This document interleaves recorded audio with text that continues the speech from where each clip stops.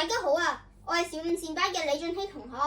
你哋有冇留意到今年嘅夏季，全球有好多國家都創紀錄高溫啊？例如日本嘅錄得近百年最熱嘅夏季，而葡萄牙係喺6月錄得攝氏46度，錄得最高溫嘅單日氣溫。另外，你哋有冇留意到街上越嚟越多人攞住好似呢一啲嘅手提風扇仔啊？佢哋好似已經慢慢變成咗我哋生活嘅必需品啦。呢啲嘅變化就好似提醒緊我哋地球暖化緊，同埋極端天氣呢一啲嘅問題已經唔可以再忽視啦。但係作為一個10歲嘅小朋友，我又可以做啲咩呢？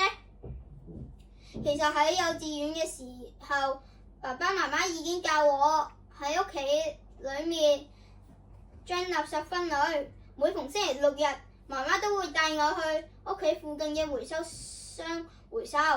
近年，澳門政府好積極咁樣推行減碳生活。而你哋又有冇參加過呢一個環保分嘅計劃啊？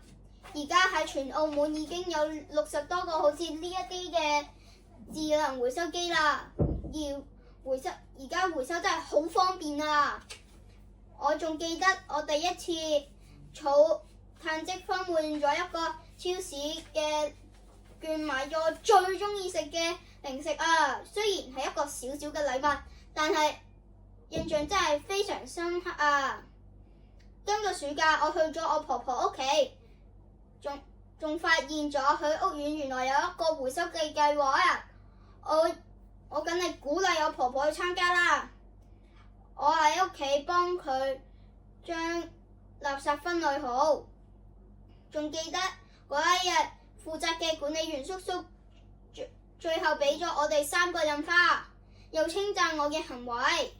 我真係覺得我自己好似一個環保大使啊！考下你哋啊！地球每分鐘會用幾多個膠樽啊？1萬個、10萬個？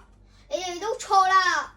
原來人類每1分鐘都用緊100萬個嘅膠樽啊！